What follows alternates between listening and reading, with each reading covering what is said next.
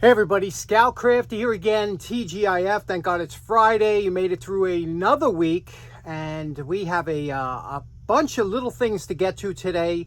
We have a repair from a good friend of the show to try and attempt, so let's get started right away. Okay, next up, a little show and tell here. Yeah, Johnson's baby powder. Grew up with this stuff. You know, there's nothing better. I don't care who you are. There's nothing better than coming out of a nice bath or something and being all powdered up and put to bed. I mean, it's something we never outgrow. Funny thing is that my girlfriend actually gave me this because I was talking about that. We were joking. And this is a Johnson baby powder. And the reason I'm saying this is something you don't usually see is this is from 1996. Can you see the date there? 1996, when the ingredients still had talc. Now, for the last 5 years or so, they stopped putting talc in any of their products, but talc has been an issue. It's been linked to certain cancers, especially with women and things like that. But with babies, they've been using this for, geez, what, 100 years in hospitals and whatnot. And there's a, you know, if you're not familiar with a talc, so you old guys are laughing now, but here we go. This is talc, and I guess got some cornstarch or whatever. But the difference between this and the stuff you buy today, look at this. Oh my God, it's just smooth and silky, and there is no substitute for talc. You know, the new baby powders today made of cornstarch, it just doesn't have it. Now, you might remember another use for this. A lot of times they used to use this in pool halls and things like that to wipe their hands down so that the pool cue would slip through their fingers more easily. And again, you had to use talc. A lot of times you could buy pure talc for that. Now, because it's cancerous when you use it in certain areas, doesn't mean that it's cancerous in all areas, you know, but there's still a use for this, and you don't find this stuff anymore. But talcum powder, it was such a big thing years ago, but now they're trying to get away from it because of the connections between that and certain cancers. But, you know, do you remember when Jackie Gleason, who was playing Fats the Hustler, you remember when he talked up his hands and, you know, got ready to play pool? I don't know, it's a good scene from that movie if you haven't seen it. But talcum powder, any thoughts on it? Okay, last week, good friend of the show, good friend of mine, John Fix. You know, John does fantastic restorations. You know, he's known for his tool wall, the best one in the industry. And now, John he got this wrench. This is an 1800's pipe wrench, extremely heavy. I can't tell you the weight of this. Beautifully made. The problem is you could see here that it's bent, which is indicative of all these type of wrenches. And the reason that they made a lot of these older wrenches so robust, so heavy duty, is because the steel wasn't up to par with what we have now, like the new alloys and stuff. You could have a wrench today that's just as strong as this and half the size, because you don't need all that material when you don't have the strength. This one here, that there's a couple bends in it. It's mostly this piece here. This piece here is our culprit. We have the threads are bent here. This is bent here, bent back.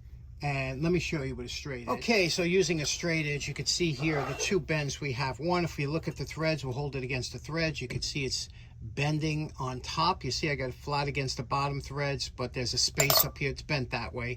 And if you look over here, this is quite obvious. We have a bend going. This whole thing is cocked that way. And again, you have to be very careful with this kind of a metal. Now, normally I don't like to heat old tools because, you know, it takes away the temp or whatever, but I will warm it up just a little bit because cold steel tends to crack, whereas if it's a little bit warmer, it's a little more forgiving. So let's get over to the Dake. And everybody's favorite, including Karen O'Hare, the Dake. Now, what we're going to do So we're going to check out how we're going to set this up. Now you can see the way we have that bend is going down to the right towards the end there, right? You see that? Now, if you remember what I told you, the metal tends to want to bend backwards from where it was original. So in other words, if it was bent down here, it would want to bend back when you put weight on it at that point. That's the way it works. So with this one here, it's bent around here, and that's why I have this wood block. I can move this up and down. If the bend was here, I'd move this down further, you know, but we know it's up there. We're going to leave this right around here. And again, you can always move this whole base over wherever you have to.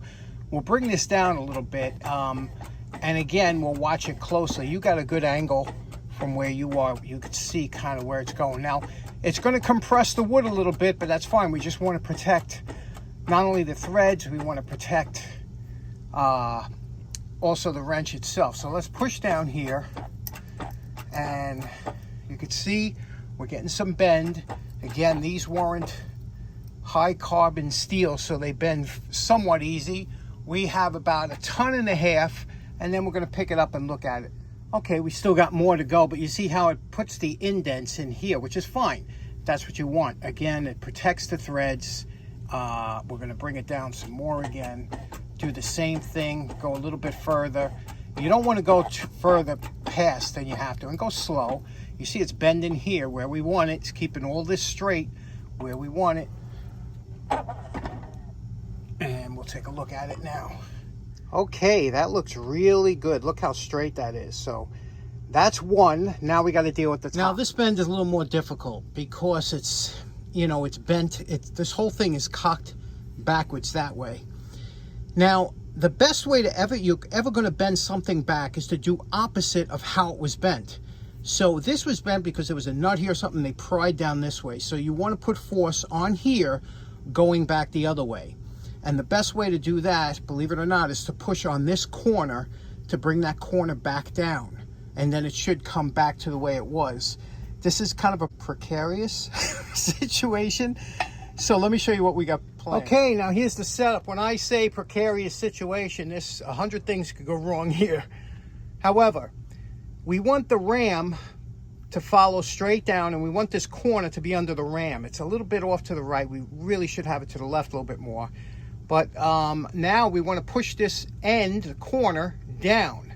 So we're going to add a little bit of pressure and hold on to this because it could spin out, you know, it could shoot out at any time, and hopefully see what happens. Okay, here we go. Pushing down. Now, okay, we're just at 3 tons. Just at 3 tons, we're going to take a look and see if we got any movement. Now, you got to be careful because we don't want to bend here. We want to bend just this back. But we got to check it out. Now, when I said we're going to add a little bit of heat, I'm just going to add a little bit. Okay, that torch is just a little bit too loud. What I was trying to say here is that what we're going to do is we're going to just warm this area up. Now, I'm not taking it to a temper where they're going to change colors or red hot or anything. Just warm it up because the probability of a crack when the item is warm is much lower than if the item was ice cold. The colder it is, the more you can deal with a crack. But here, I'm just going to make it hot enough that it's kind of hot to the touch, and then we'll put it back into the Dake and press it down.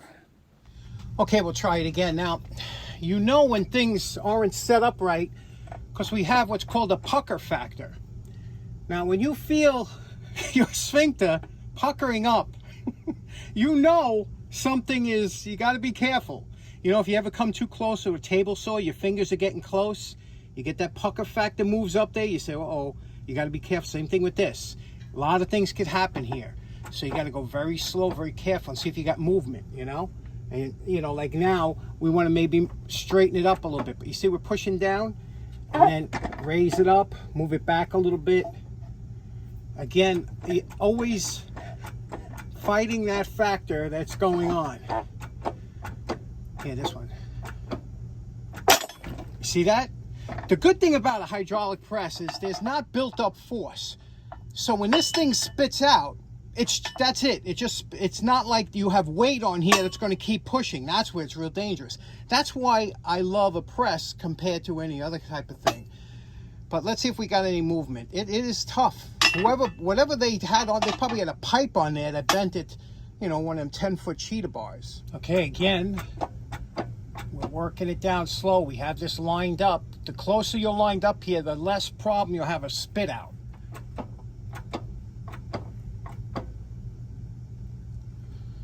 It does feel like it's moving. Let's take a look and see where we're at. It does feel like we got some movement. Okay, I think we're pretty successful here. Check this out. We brought that back without any kind of damage. Now this wrench has probably been worked on before. It looks like over here. You see there's a little line here. It looks like there was somebody tried to repair this. You see that? Because I think there was a crack. Can you see that along here? I think there might have been I don't know if you could see that or not. Can you see that? Right in there. There might have been a crack or whatever. Whatever the case may be. Obviously, John's not going to be using this as a everyday wrench, you know, but we want to keep it that is functional and it looks nice.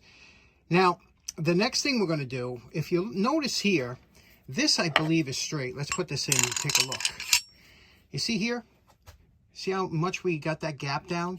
But now I believe that the bottom is off, okay?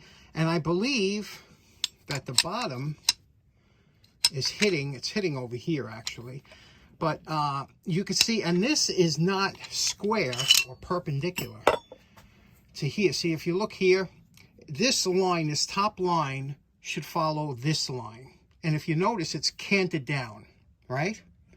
So here's my option. This is what I'm thinking. And I'm sure John will go along with this. I'm thinking we level this out because you can't bend this up. There's already a hairline crack somewhere over here. Here, see that? There's already a hairline crack. You don't want to start bending this up and giving yourself problems. So level this off. You'll never notice that 1/16 of an inch coming off here. And the jaws will line up correctly and it'll make a nice presentation. So let's do that. Let's take some of this metal off of here. Now I slowly removed it with the flap sander, then I went to the belt sander. Now this little ring gets kind of peened over there, and you can see that's a nice smooth finish. Put a little 50-50 in there. Now we'll take this, we did the threads over with a wire brush, cleaned it with 50-50 and also a little bit of lubricant. Now let's see how this operates here. Now, this is where it would get stuck, right here at the bend mark, and you couldn't move it. Oh, look at that. Absolutely beautiful, right? Look at that. Just the way it's supposed to work here. All right, there we go. What do you think of that, huh? Isn't that, this thing weighs a ton. You can't believe it. Look at that beautiful finial they put on the bottom there. Just the way they made things back in the 1800s, huh? So there we go. Now the question is, will it work? And look at, this is one of the biggest nut testers I have. And a nut, look at this, and this wrench just dwarfs that nut. But you could see if you needed some heavy leverage on a nut, this is the wrench to use. Absolutely beautiful, huh? Just buttery smooth now. Okay, so there we go. This one's in the can. John will finish it up if he wants to touch up any bluing, whatever he wants to do. It's beautiful just the way it is. You can hang it on the wall, and I'll put a link in the description to his channel. Go check him out and wait for him to see what he does with it. Okay, next up, you know, I haven't been doing a lot of Poor Man Flea Market episodes because the weather has been kind of crappy at night. And also, I've been trying to get off the night schedule, you know, the midnight schedule where I'm up all night. And I've been doing good because, you know, I got to get up early sometimes to do some things. And it's much easier when you're in bed by 1 o'clock in the morning instead of just going to bed at 6 in the morning. You know what I mean? So, but I did the other night. I went for a walk and I was some pretty good stuff out there. Check out this snowblower that I saw thrown in the garbage. This one was easily fixable. And I always tell you, when you find a snowblower when it hasn't snowed in a while, it's because they're making room.